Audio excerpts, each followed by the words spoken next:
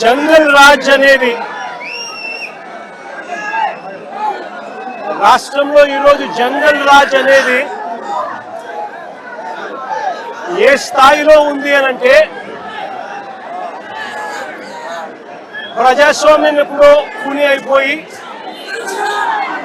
రాష్ట్రంలో ఉన్న పాలకులు ఈరోజు జంగల్ రాజ్ అంటే ఒక భయానక వాతావరణంతో రాష్ట్రాన్ని పరిపాలించే కార్యక్రమం ఈరోజు జరుగుతూ ఉంది. నేను అడుగుతా ఉన్నాను, ఈరోజు అంబటి రాంబాబు అన్న విషయంలో జరిగిన విషయమైతేనేమి,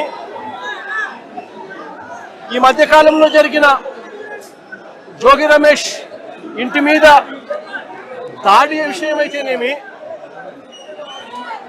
విడుదల రజనీ అమ్మ మీద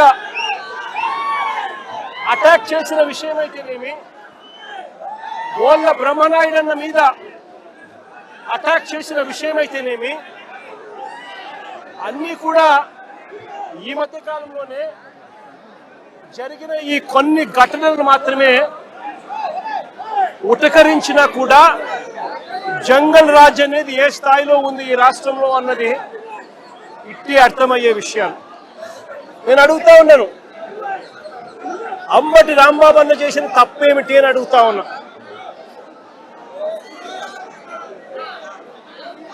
విడుదల రజనమ్మ చేసిన తప్పేమిటి అని అడుగుతా ఉన్నా.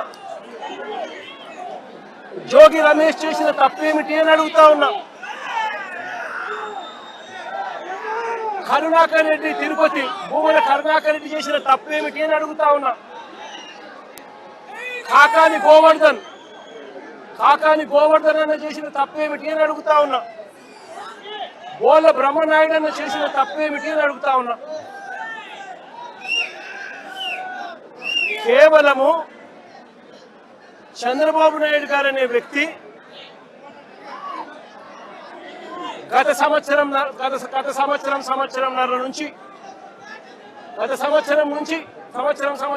నుంచి చంద్రబాబు నాయుడు గారు కావాలని ఉద్దేశపూర్వకంగా అబద్ధాలతో కూడిన ప్రకటనలు చేస్తూ ప్రజలను మభ్యపెట్టే కార్యక్రమం చేశాడు. తిరుపతి నెయ్యిలో, పవిత్రమైన తిరుపతి నెయ్యిలో భక్తుల మనోభావాలను దెబ్బతీసే విధంగా కావాలని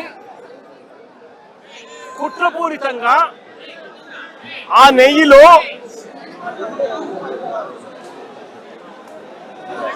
జంతువుల కొవ్వు ఉందని, గొడ్డు మాంసం కొవ్వు ఉందని, పంది కొవ్వు ఉందని, చేప నూనె కలిసింది అని అంటూ రకరకాలుగా చంద్రబాబు నాయుడు గారు కొడుకు, ఇదే చంద్రబాబు నాయుడు గారి పార్టీలో తనతో పాటు కలిసి ఉన్న మరో పవన్ కళ్యాణ్ అనే మరో నాయకుడు ఉద్దేశపూర్వకంగా మన వెంకటేశ్వర స్వామి ప్రతిష్టను మనమే దెబ్బతీస్తున్నాము అని చెప్పి ఏమాత్రము కూడా కనీసము దేవుడంటే భయము లేకుండా, దేవుడంటే భక్తి లేకుండా రాజకీయాల కోసం దేవుడిని ఉపయోగించడం మొదలుపెట్టారు. వీళ్ళు చేసిన ఆరోపణలు ఏదైతే ఉన్నాయో ఆ ఆరోపణలన్నీ కూడా అవాస్తవము అని ఏకంగా NDDB national dairy development board,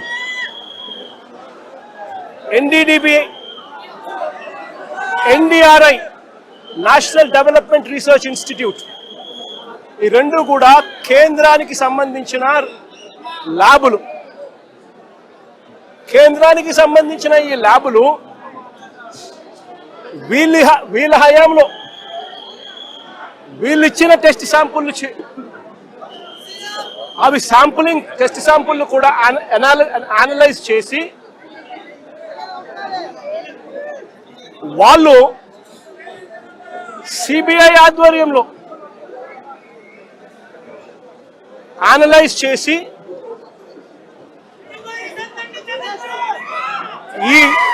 నెయ్యిలో జంతువుల కొవ్వు కానీ, గొడ్డు మాంసం కొవ్వులు కానీ, పంది కొవ్వు కానీ, చేప నూనె కానీ, ఇటువంటివి ఇంకొకటి కానీ ఇటువంటివి అవి ఏవి లేవు అని చెప్పి నిర్ధారణ చేసి సర్టిఫికెట్లు ఇస్తే ఆ సర్టిఫికెట్లు సాక్షాత్తు సిబిఐ వాళ్ళ సిబిఐ ఛార్జ్ షీట్లో ఈ ఎన్డీడీబీ సర్టిఫికెట్, ఎన్డీఆర్ఐ సర్టిఫికెట్ రెండు కూడా పెట్టి సిబిఐ ఛార్జ్ షీట్ కూడా క్లోజర్ ఇచ్చింది.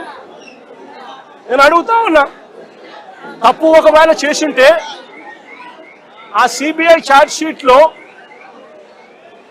వైవి సుబ్బారెడ్డి గారి పేరు, కరుణాకర్ రెడ్డి గారి పేరు ఎందుకు చేర్చలేదు? ఒకవేళ తప్పు చేసినట్టు ఒకవేళ ఆధారాలుంటే, తప్పు నిజమే అయితే వీళ్ళని ఎందుకు అరెస్ట్ చేయలేదు? అంటే సిబిఐ క్లీన్ చిట్ ఇస్తా ఉంది, ఎటువంటి తప్పు జరగలేదు అని వీళ్ళ పేర్లు కూడా ఛార్జ్ షీట్లో పెట్టకుండా, వీళ్ళని అరెస్ట్ చేయకుండా సిబిఐ క్లీన్ చిట్ ఇస్తా ఉంది. ఎన్డీడీబీ ల్యాబ్, ఎన్డీఆర్ఐ ల్యాబ్, ఈ ల్యాబులు కూడా క్లీన్ చిట్లు ఇస్తా ఉన్నాయి. మరి ఇన్ని క్లీన్ చిట్లు ఇస్తా ఉన్న సందర్భాలలో అసలు ఈ సిబిఐ అనేది ఎందుకు వచ్చింది? వైవి సుబ్బారెడ్డి గారు సుప్రీంకోర్టుకు వెళ్ళి రాష్ట్ర ప్రభుత్వం చేస్తా ఉన్న ఆరోపణలు తప్పు, వీటి మీద విచారణ చేయండి అని వైవి సుబ్బారెడ్డి గారు సుప్రీంకోర్టుకు వెళ్ళి కేసేస్తే సుప్రీంకోర్టు వైవి సుబ్బారెడ్డి గారి పిటిషన్ మేరకు సిబిఐ చేత విచారణకు పర్మిషన్ ఇచ్చింది. వాళ్ళు విచారణ చేసి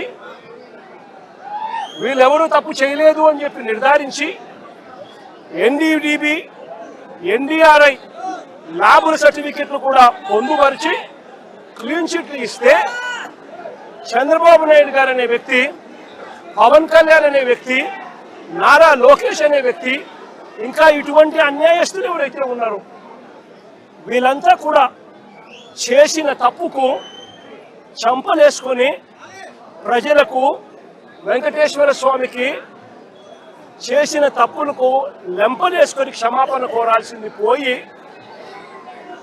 ఇదే చంద్రబాబు నాయుడు గారు,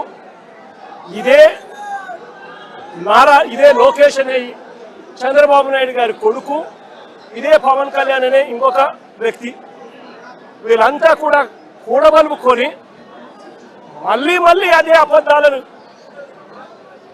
నిజమనిపించే విధంగా చెప్పాలని చెప్పి గోబెల్స్ ప్రచారం చేయాలి అన్న దుర్బుద్ధితో, దురాలోచనతో వక్రీకరిస్తూ ఏకంగా ఫ్లెక్సీలు పెడతారు.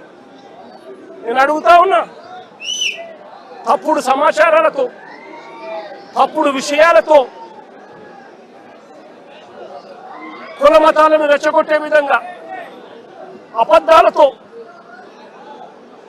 ఫ్లెక్సీలు పెట్టే అధికారం ప్రజాస్వామ్యంలో ఎవరికైనా ఉందా అని అడుగుతా ఉన్నా.